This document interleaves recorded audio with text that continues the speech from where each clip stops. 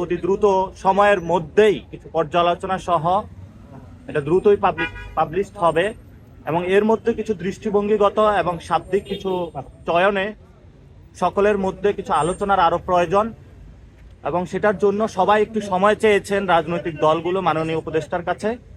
মাননীয় প্রধান উপদেষ্টা এই বিষয়ে তাদেরকে সময় ক্ষেপণের যে বিষয়টা সেটা তো লক্ষ্য রাখতে বলেছেন যাতে এটাতে কাল বিলম্ব না হয়।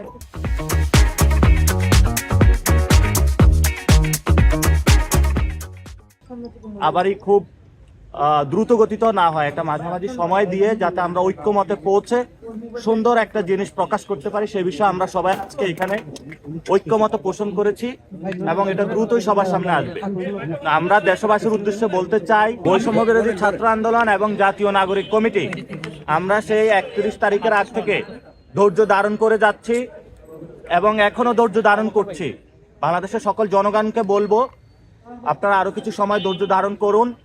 বাংলাদেশ যদি গণতান্ত্রিক কোনো উপায়ে উত্তরণের পথে যেতে হয় এই ঐতিহাসিক দলিল ছাড়া এটা সম্ভব নয়।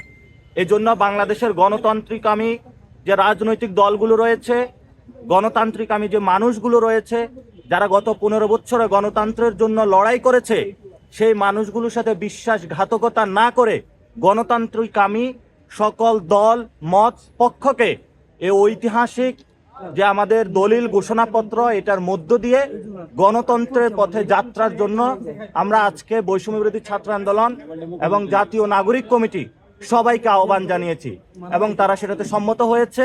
আশা করি তাদের এই যাত্রা একসাথে আমাদের অব্যাহত থাকবে ভবিষ্যতের বাংলাদেশে। আমরা সকলে একটি পারস্পরিক সম্পর্কের ভিত্তিতে রয়েছি। অনেকে ডেডলাইনের কথা এসেছে, স্পেসিফিক কোনো ডেডলাইন হয় নাই, তবে এটাতে সবাই সম্মত হয়েছে।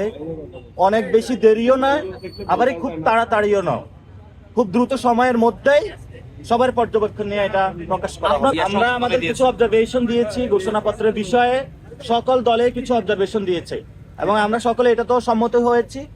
আরো যদি কারো অবজারভেশন থাকে তারা লিখিত রূপে সেটা পাঠিয়ে দিই। আমরা তো এই জন্য শুরুতে বলছি আমরা যথেষ্ট ধৈর্যের পরিচয় দিচ্ছি এবং ভবিষ্যতে ইনশাল্লাহ দিব। আমরা মনে করছি যে বাংলাদেশের এই বর্তমানে সার্বভৌমত্ব রক্ষা করতে হলে একটি ঐক্যের প্রয়োজন।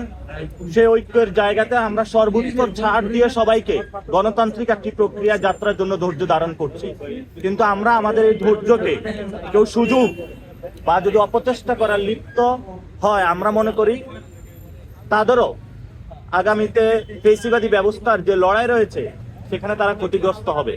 এজন্য হলো জনতার কাতারে তাদেরকে আসার জন্য আমরা অনুরোধ জানাচ্ছি।